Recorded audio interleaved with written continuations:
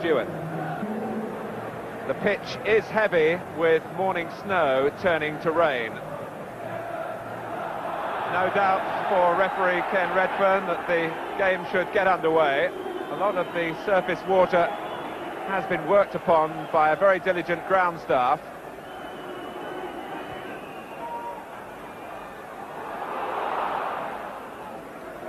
Might be a difficult afternoon for goalkeepers, but Nigel Spink's been around a long time.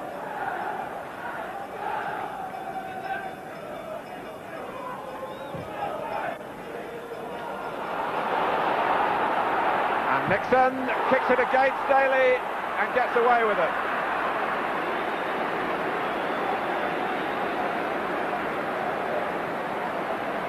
Well, Eric Nixon has had something of an adventurous season, shall we say. But luck was with him as he came out there, drove it against Daley, and it just gathered pace away on the wet turf.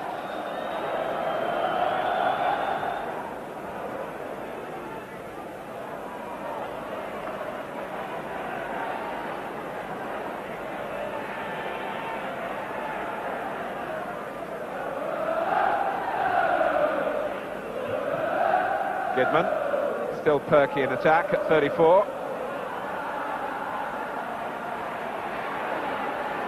Stewart commanding a lot of respect, and Morley's first effort at goal in a City shirt is a gentle one. And it was an awkward header to try and make, but it was significant the way Aston Villa stood off Paul Stewart.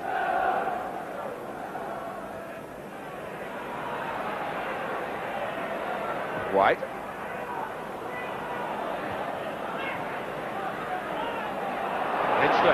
Who loves to go forward. And again, Stewart's taken up a good position.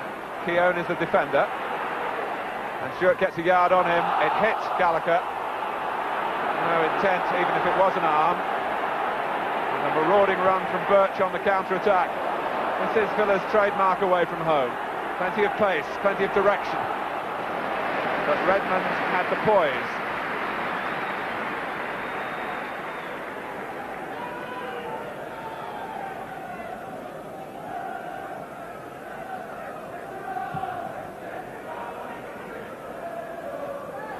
Breaks for Morley.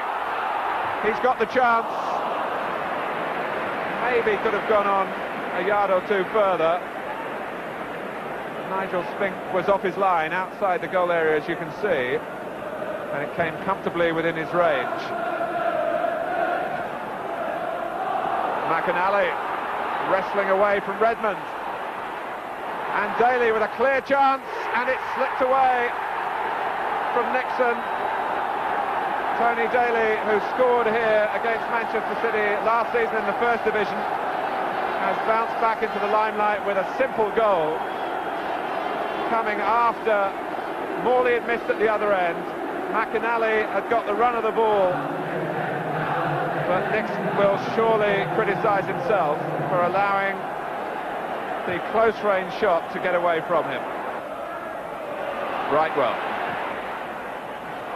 The width provided by White. Lake almost ran across White's line, but it was fortunate that he did, because White really had lost control. And Paul Lake regained it and has won the throw.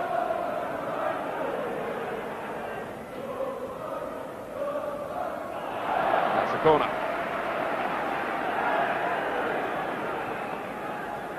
Morley waiting on the far side of the goal as Paul Simpson, who's taking the corner, looks. Stewart. Brightwell clips it back in again. Spink lost it twice. Simpson curls it, and when the goalkeeper had to redeem his own errors, although Villa are protesting that Nigel Spink was fouled, Spink was equal to the task. Simpson again with the corner. Lake was there.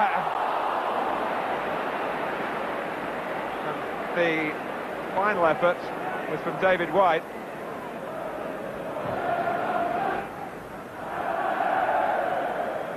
McInally. Villa quite prepared to play it wide as well as forward. For those who often simplify the Graham Taylor method, it does bear closer examination.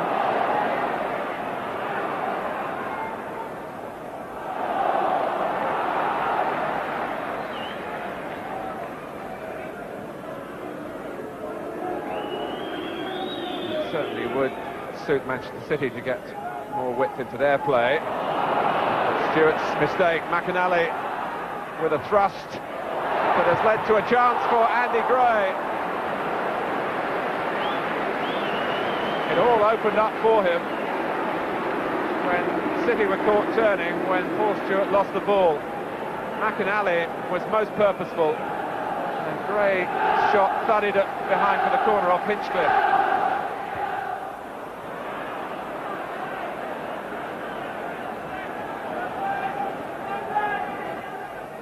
Gray again, the long throw specialist. Thompson. It's Lillis trying to turn it back.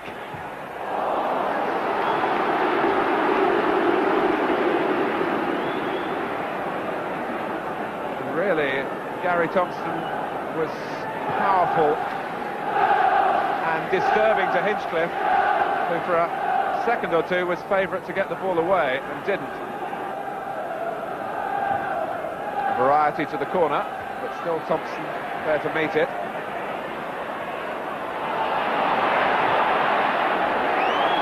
Gallacher with his natural left foot. Thompson so strong in the air.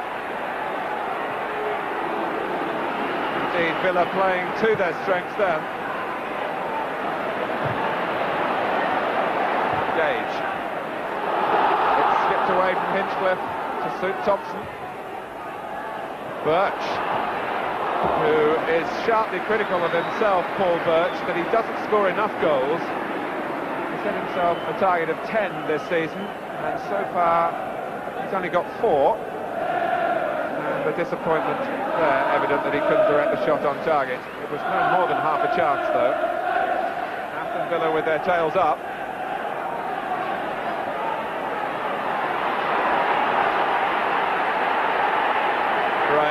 Who is blessed with a lot of natural ability. He's still, by his own admission, learning the game, but he's got front players like McInally who will run and run all day in pursuit of the pass.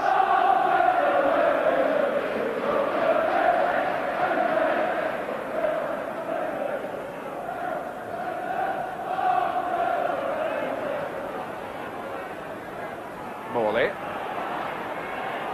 City had the advantage. Morley was impeded. And here he is. Still Morley, and Simpson, no.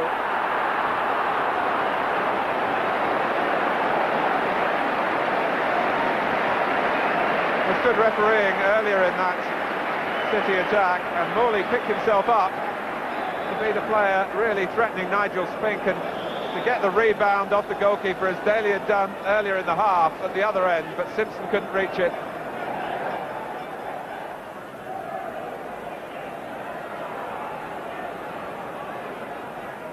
Morley making himself more and more available as the half goes on, a measure of his mood. Stewart. They've let him turn, but Keown didn't let him get past him.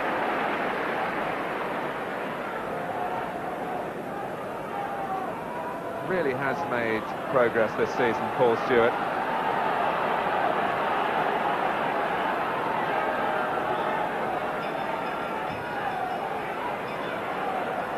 Stewart won it. Off the line by Gallacher from Morley. City getting closer and closer.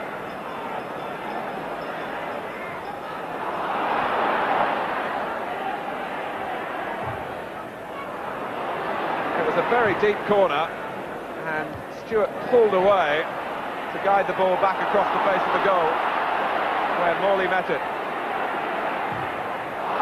And Gidman only drives it against McInally. Here's Daley.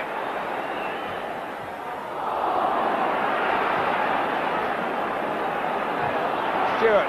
Villa were caught with players forward on the counter-attack, and the flag is up. And Manchester City won't like this. It was a very tight one. Stewart's gone across to protest. Villa relieved.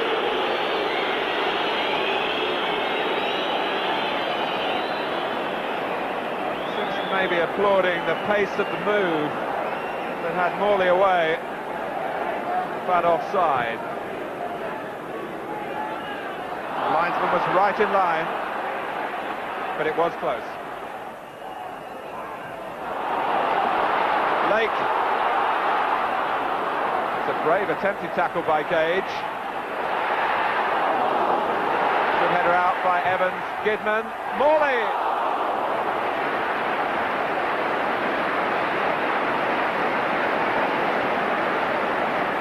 Well, it was flying wide from Gidman until Morley reacted.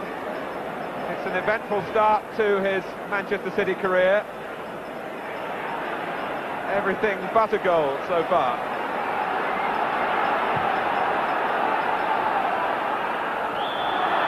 And a push by Evans on Morley.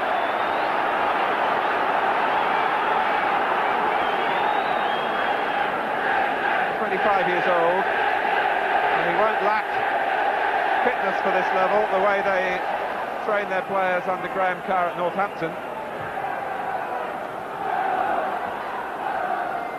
Simpson. Brightwell. It's a very difficult phase of the game for Aston Villa. It looks spectacular from Gidman, but Spink took it like he was taking an apple from a tree, with almost disinterest. Birch. McInally, Daley free again, and this time the partnership that brought the goal couldn't link up.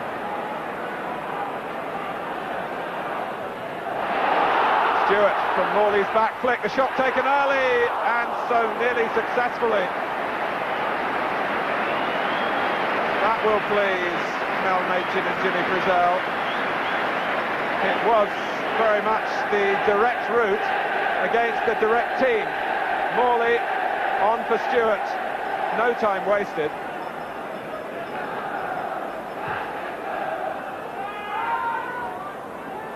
Well, Thompson had come short for the ball played to feet, and Birch couldn't oblige. I think the half-time whistle would suit Aston Villa at the moment. City trying to keep the tempo going. Lillis did well for his side then. But Villa have conceded a free kick.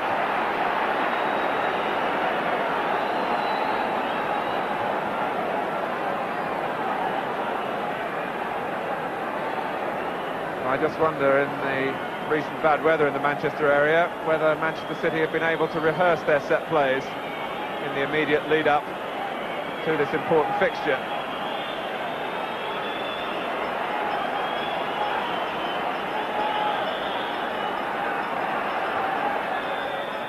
Stewart. Well, I think Manchester City might be given a second chance.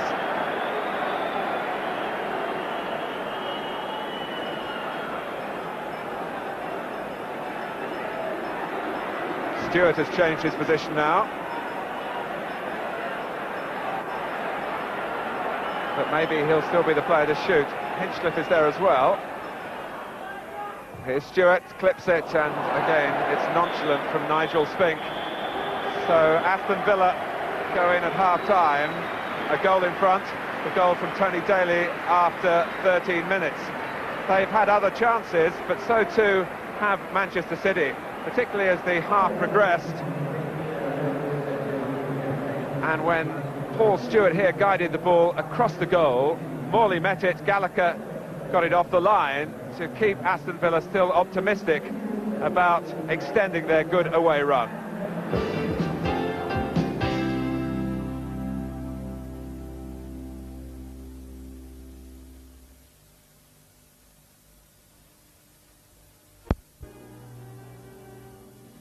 Main Road. John Bond, what's impressed you about the first 45 minutes? Well, Aston Villa have impressed me tremendously with all their enthusiasm which they're playing with, and the two front people especially are causing Clements and Redmond at the back all sorts of problems. And the way that Mal Machin wants his City's defence to play, I'm afraid that I can see a few more goals going into the back of their net, because they're not covering one another and they're pulling them all over the shop at this moment in time.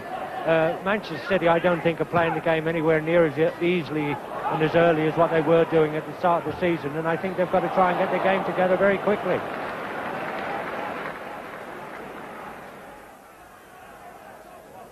Stewart again, a splendid target. Brightwell. Again, Mark Lillis had covered the run. The two close together again.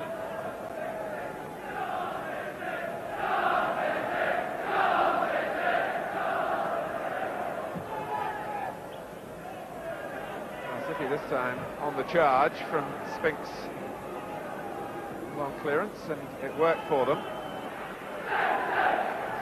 Tony Daley, as the game develops, will be contemplating whether the honour of scoring the winning goal is going to rest with him.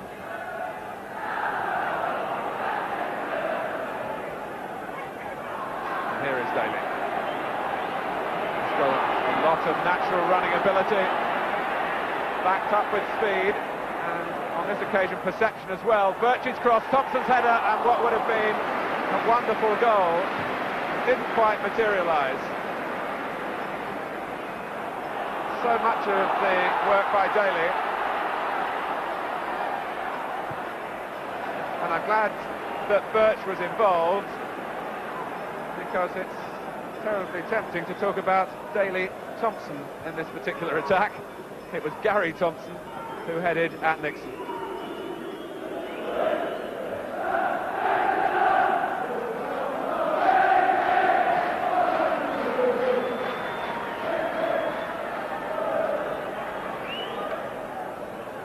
City seeking a goal which could prevent a 5th consecutive home defeat in the 2nd division.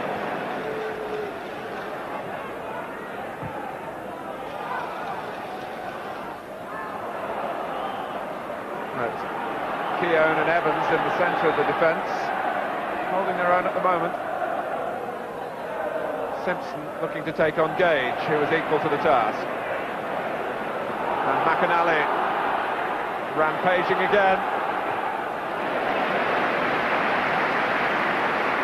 Redmond stopped those two attacking partners in crime.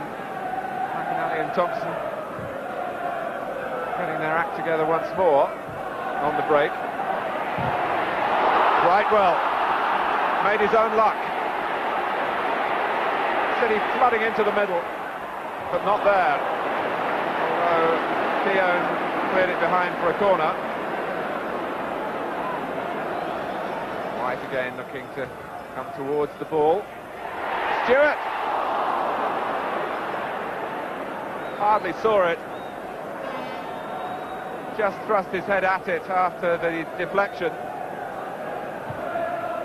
Only Crystal Palace in the 2nd division have scored more goals than Manchester City, but they badly need to recapture that goal touch now.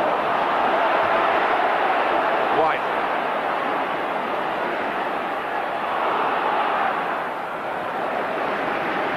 Well, Gallacher is learning with every game he plays at this level.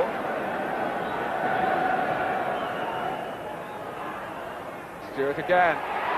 Spink's lost it, and it was Gallacher again who intervened in a most timely way.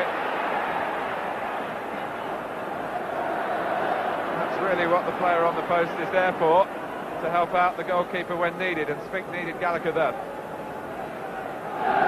Again, Stewart caused the trouble. A couple of other touches before Gallacher got the ball to safety.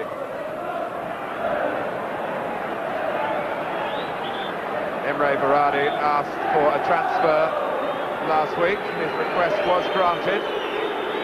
But Manchester City look to him now in place of Ian Brightwell.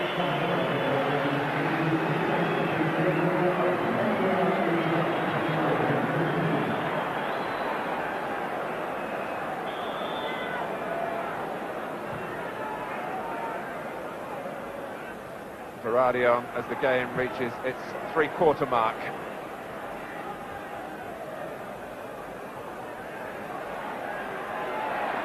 Still, and it's surprising really, given the skirmishes around goal, Tony Daley's 13th minute effort separates the sides.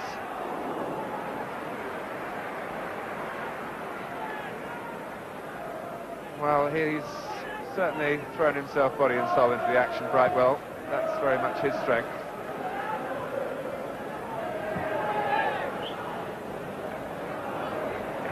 Thompson was sleeping, caught offside.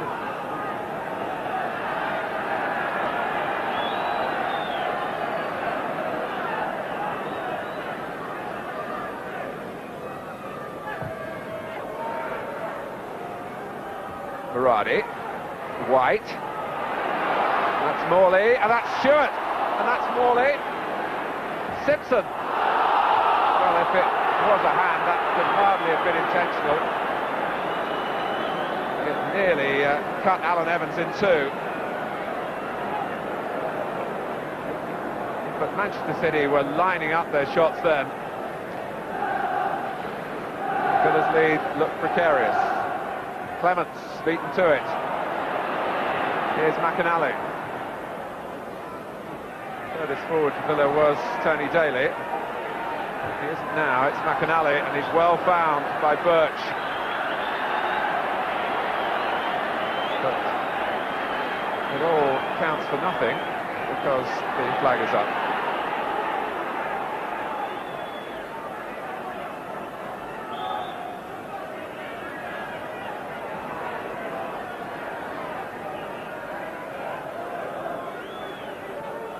Paul Stewart has never stopped calling for the ball.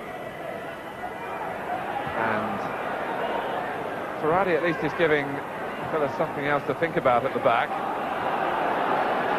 Gallacher trying to make City think.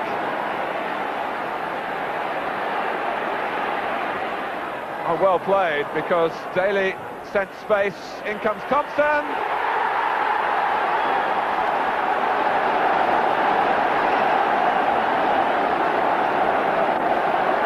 But Bernie Gallacher should also accept the congratulations.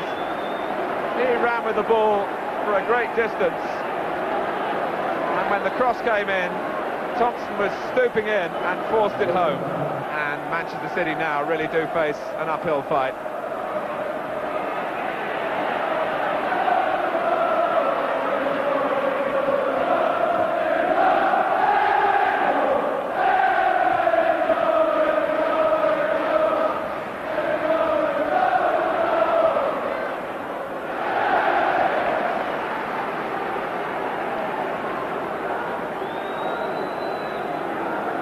City now trying to catch Villa in the euphoria of having doubled their advantage.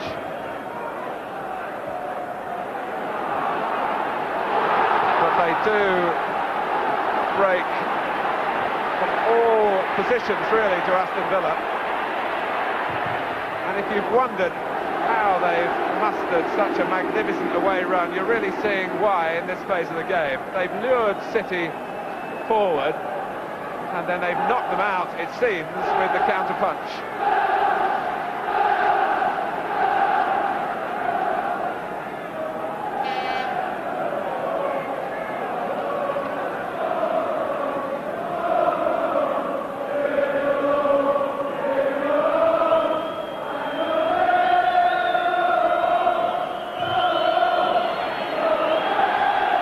And that's Keown round the goalkeeper.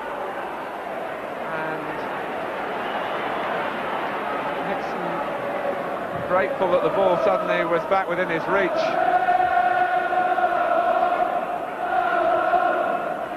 Daley.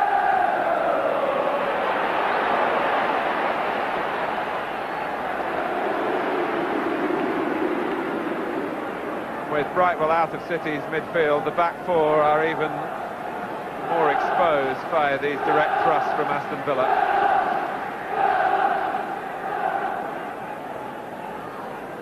Taylor just masked down on the bench there, but his natural caution about the logic of continuing to win away. Not really worth thinking of the way the game has turned out. Villa are winning away from Villa Park again.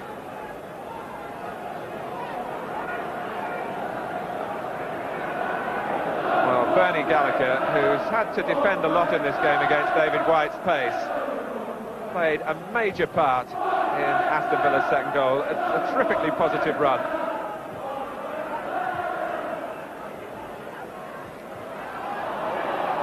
Thompson. Play on, says the referee. Here's Lake. Blocked by Gray. If either team is going to score again, you feel it will be the visitors. And Garry Thompson, almost on cue. When he's in the side, you have to deliver the crosses, and they're coming now for Aston Villa. Thompson again, and he slipped at the crucial moment. Morley.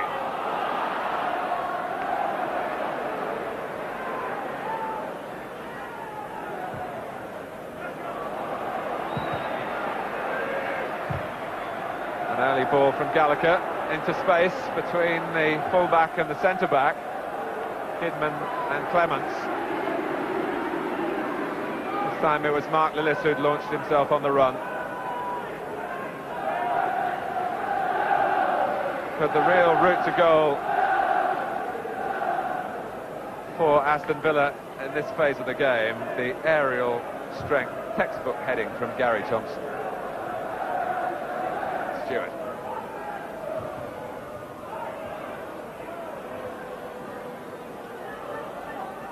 Paul Stewart has isolated Martin Keown again and got the better of him. Lake. Hinchcliffe.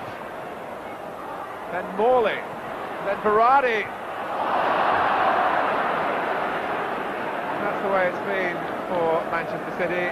They've looked for an extra touch around goal, which is always the sign of lack of confidence, to try to make sure.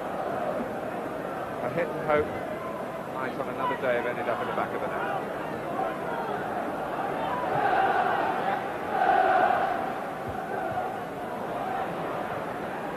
Daley. Redfern just across to cover.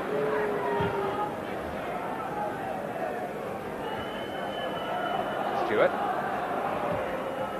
Oh, that's superbly hit.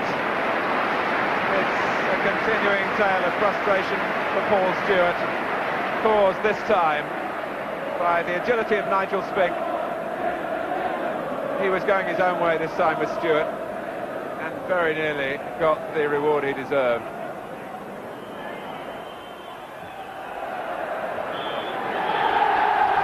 Another away win in this astonishing sequence for Aston Villa. Manchester City condemned to another home defeat, a fifth in a row in the second division, and that severely damaged their promotion ambitions.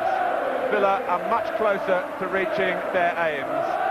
Tony Daley gave them the lead after 13 minutes, and young Bernie Gallacher, the 20-year-old left-back, set them on their way to the second with a tremendous run forward. A move that was finished off by the diving Garry Thompson. Manchester City have worried about conceding goals from crosses all season, but they were exposed long before the cross came in by a young player who's fitting in well to a much-changed side, masterminded by Graham Taylor. Manchester City really in the match until this point, but Daley clipped it in. Clements was striving to get there. He might have even got a touch on the ball himself.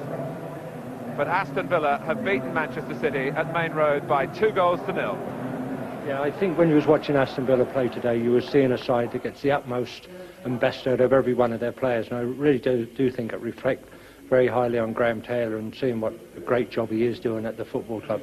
I thought generally Villa were the best side throughout, and I think they deserved to win. I thought the two strikers were magnificent. I thought McInally, who I wasn't impressed with when I saw him play at Oldham earlier on in the season, and Thompson caused him all sorts of problems. Do you worry for the young players that now 5 home defeats in the league on the road, that might sap them and damage them irreparably? Yeah, I think it could damage them. I think that they've done enough now to realise what they can do in the future, so I don't think they'll lose the way altogether, but I think that they desperately need somebody to give them some help on that football field. Mellor obviously gives them all the help off the football field, but they need somebody to give them a little bit of guidance out there, and unless they get that, they could fall by the wayside, and that would be disastrous and disappointing, really, for them. Have you fallen by the wayside? No, I hope not. No. I enjoyed it today. I read that you say you don't want to come back into the game. No, I certainly don't want to come back into the game unless I can get to a good football club, something like Manchester City or a lesser team, but that is well run. I certainly am not interested in going to a Birmingham City or anything like that anymore. Hasn't been a very good week for you personally, has it? No, not with being brought up against Everton, and then you know, I thought I'd done okay today, but I did chance a little glance across to see if my number had come up again when I scored an own goal, although it was a push in the back. And you got the final touch, did you? Yeah, so I was quite disgusted really with the linesman. I asked the referee where was he, and he said the linesman was online. So, you know, for him to miss such a blatant push, I mean, he's shoved me on about a foot, and I powered it in the back of the net, and I was going to leave it, and he's pushed me right onto the ball. So I asked the referee where he was, and he said he was back there, and he just smiled at me. So there's no justice in the game. The second goal just sewed it up for you. I wonder, is Garry Thompson claiming it? Yes, I believe. I mean, quite honestly, is there any reason why he shouldn't? Kenny Clements has told us that he powered it in and he was pushed. Is that right? Do you know, that's news to me. I mean, my view of it was that Garry Thompson had headed it. That was my view, I hasten to add as well. At the end of the day, I'm not really all that concerned because the goal was allowed to stand, but I would think Garry Thompson will claim that one. So Aston Villa's lead is stretched to 6 points. Crystal Palace were beaten 2-1 at Middlesbrough, who move up to third above Millwall, whose match at Birmingham was a victim of the weather. Time now to look further back with the feature which so many of you enjoy.